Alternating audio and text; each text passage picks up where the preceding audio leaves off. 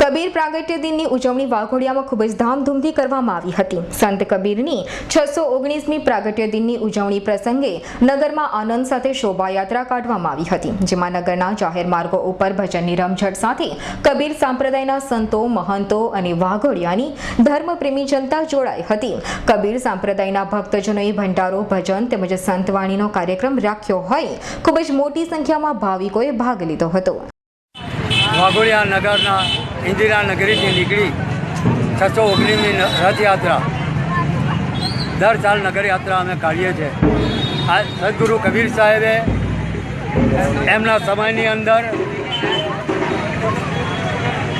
મહાન સંત કવિ સંત સમ્રાટ તરીકે અમને દુરાચાર, અત્યાચાર, રીત રિવાજ, કુટુંબના સામાજિક થઈ રહેલા